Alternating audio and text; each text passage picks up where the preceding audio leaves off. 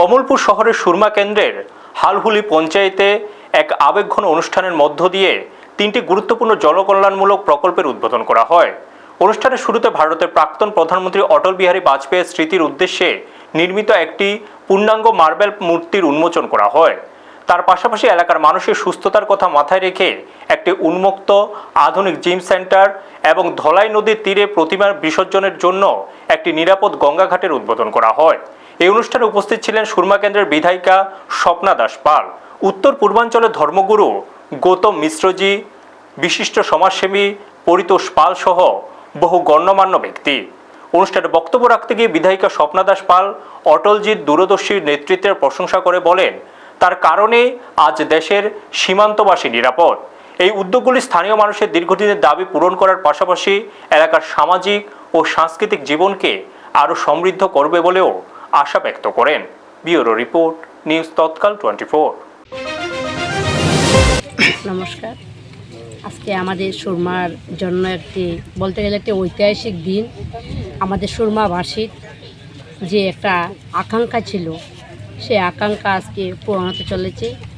যিনি আমাদেরকে রক্ষা করেছেন তথা ভারতবর্ষের যিনি পূর্বতন প্রধানমন্ত্রী শ্রদ্ধেয় ভারতরত্ন অটল বিহারীজি, আজকে ওনার আমরা একটা মর্মর মূর্তি আমাদের সুরমাতে আমরা ওনার স্থাপন করলাম এবং সেই সাথে সেই চৌমুনিটার নাম আমরা দিয়ে এলাম আজকে যে অটল চৌমুনি আজকে থেকে হবে সেটা।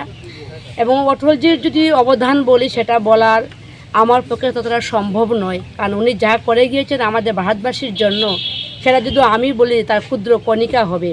কারণ ওনার জন্যে আজকে আমরা রাত্রিবেলা শুয়ে নিদ্রা যেতে পারি। নয়তো একটা সময় আমাদের সুরমা বিধানসভা বলুন, কমলপুর বলুন, যারা কৃষক রয়েছেন, ব্যবসায়ী রয়েছেন, সাধারণ জনগণ রয়েছেন, প্রত্যেকে রাত্রেবেলা পাহারা দিতে হতো, জেগে থাকতে হতো কখন সেই বাংলাদেশ থেকে এসে নিয়ে যাবে আমাদের সম্পদ লুণ্ঠন করে। কিন্তু একমাত্র অটলজির কারণে আজকে এই কাঁটাতারে বেড়া হয়েছে, যার কারণে আজকে আমরা সবাই রাত্রেবেলা আমরা সুখে নিদ্রা যেতে পারি।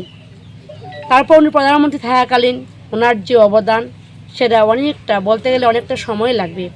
যাই হোক, আমরা খুব ক্ষুদ্রভাবে যদি বলি, আজকে আমরা একটা সার্থক রূপে সুরমা বিধানসভায় যে আজকে উনি আজকে নেই, কিন্তু ওনার একটা মর্মর মূর্তি আজকে আমরা স্থাপন করতে পেরেছি। আপনারা দেখছেন নিউজ তৎকাল 24।